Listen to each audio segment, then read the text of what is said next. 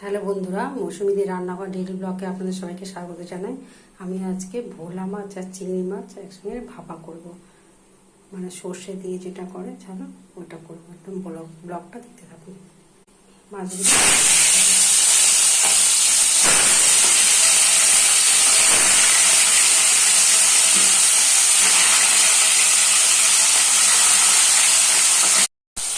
এর মধ্যে আলু, টমেটো, কাঁচা লঙ্কা আর এখানে সর্ষে, শুকনো লঙ্কা, নুন, হলুদ সব এটাই মিশিয়ে রেখেছি। দিয়ে একটুখানি গরম জল দিয়ে এটা মিশিয়ে রেখেছি। যে আমার মিক্সিটা একটু গন্ডগোল করছে, খারাপের মতো ওইটাকে দোকানে দিয়েছি, তাই আমি পেস্ট যে পাউডারটা সেটা দিয়ে করছি, তাই এটাকে একটু গরম জলে ভিজিয়ে রেখেছি।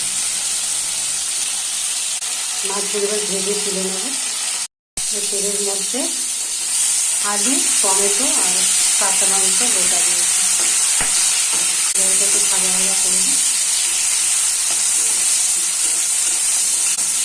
হালকা লাল লাল হয়েছে। এবার আমি সর্ষে গুঁড়োটা দিই, পেস্টটা করে নেব।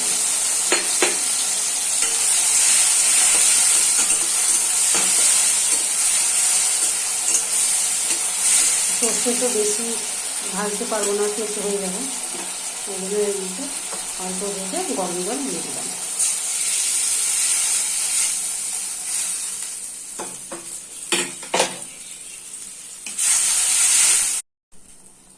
বন্ধুরা, গরম জল দিয়ে দিয়েছি, তার মধ্যে চিংড়ি মাছগুলো ছেড়ে দিয়েছি। এগুলো এখন সেদ্ধ হবে আলুর সাথে সাথে। দেখুন বন্ধুরা, চিংড়ি মাছগুলো ছেড়ে দিয়েছি, আলুর সাথে সেদ্ধ হবে। তারপর হয়ে গেলে তারপর আমি মাছটা দেবো।